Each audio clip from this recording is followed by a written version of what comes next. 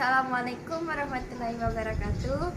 Perkenalkan, nama saya Tarisa Permatasari, NIM 42 2021, kelas Agroteknologi A. Di sini saya akan menjelaskan tentang perekonomian tertutup atau perekonomian sederhana. Kegiatan ekonomi biasanya dilakukan oleh beberapa orang, dan inilah yang kita sebut pelaku ekonomi. Kegiatan tersebut baik berupa produksi, distribusi, dan konsumsi. Dalam kegiatan ekonomi, terdapat beberapa pihak yang bisa disebut pelaku ekonomi. Di antaranya yaitu RTK, rumah tangga konsumen, RTP, rumah tangga produsen, pemerintah, MLN, masyarakat luar negeri. Yuk kita bahas keempat pelaku ekonomi ini. Yang pertama, rumah tangga konsumen. Rumah tangga konsumen merupakan pelaku ekonomi yang menyediakan faktor-faktor produksi seperti tanah, tenaga kerja, modal, dan keahlian untuk pelaku ekonomi yang lainnya. Penyediaan faktor produksi tersebut dimaksud untuk mendapatkan uang agar dapat memenuhi kebutuhan, dan cara dilakukan agar uang tersebut diperoleh adalah dengan menawarkan tanah atau lahan yang dimiliki kepada pihak lain, menawarkan sumber tenaga kerja atau sumber daya manusia, menawarkan yang dimiliki untuk mendapatkan bunga sebagai balasan jasa, dan menawarkan keahlian atau yang dimiliki. Dengan demikian, rumah tangga konsumen akan memperoleh pendapatan berupa sewa, upah, bunga, dan laba. Berdasarkan hal tersebut, terjadilah interaksi antara rumah tangga konsumen dan rumah tangga produksi, yang menyebabkan terjadinya aliran arus uang dan arus barang atau jasa dari interaksi tersebut.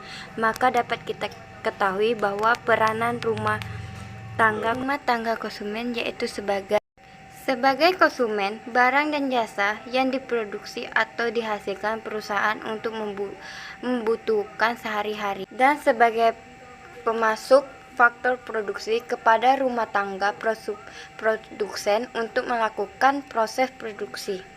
Pelaku ekonomi selanjutnya, rumah tangga produsen. Rumah tangga produsen adalah pelaku ekonomi berperan sebagai penyedia barang dan jasa. Bagi rumah tangga konsumen, rumah tangga produsen di Indonesia dikelompokkan menjadi BUMN, Badan Usaha Milik Negara, atau BUMS, Badan Usaha Milik Swasta, dan kooperasi. Dalam bidang ekonomi, perusahaan memiliki peranan sebagai produksi dan sekalian faktor-faktor produksi. Untuk dapat menggunakan faktor-faktor, perusahaan akan balas jasa kepada rumah tangga konsumen seperti kerja dapat upah, pemilihan modal mendapatkan bunga, pemilihan tanah memperoleh sewa, sedangkan keahlian memperoleh keuntungan. Kemudian pendapatan yang diperoleh rumah tangga konsumen akan digunakan untuk konsumen barang dan jasa yang diantarakan oleh perusahaan. Dari kegiatan ini terjadilah siklus di mana nantinya rumah tangga produsen melakukan kegiatan produksi barang dan jasa dengan cara mengelola faktor produksi yang diterima dari rumah tangga konsumen. Setelah itu, rumah tangga produsen akan membayar imbalan atas penggunaan faktor produksi yang menjual hasil produksi kepada rumah tangga konsumen. Produsen akan menerima pembayaran atas penjualan barang dan jasa. Pelaku ekonomi selanjutnya, pemerintah. Berbeda dengan rumah tangga konsumen dan rumah tangga produsen, pemerintah akan menjalankan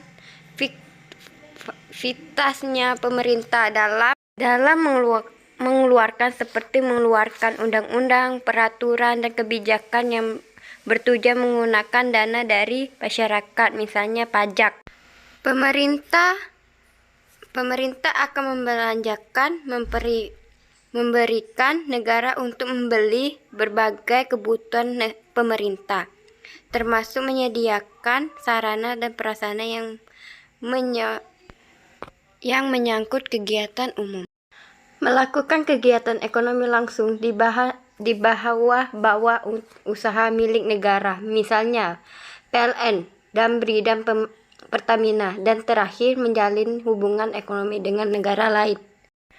Pelaku ekonomi selanjutnya, masyarakat luar negeri. Sebagai pengeluaran masyarakat dan pemerintah tidak hanya pasar, melainkan juga pasar luar negeri. Saat sekarang ini tidak ada lagi negara tertutup sama sekali untuk berhubungan pedagang dengan negara lain. Dari kebutuhan yang ada, tentunya ada yang dapat kebutuhan yang dapat diproduksi dan ada juga kebutuhan yang tidak dapat diproduksi. Hal ini karena masih kurangnya kemampuan untuk memproduksi sendiri dan ada juga tekanan dengan modal yang besar. Hasil produksi selain disalurkan oleh pembeli serta dijual di luar negeri. Hal ini menimbulkan arus barang dan jasa dari dalam negeri dan luar negeri yang biasa kita sebut dengan ekspor. Kegiatan ekspor ini dibayar dengan valuta asing menurut kurs. Baiklah, itu saja penjelasan dari saya. Assalamualaikum warahmatullahi wabarakatuh.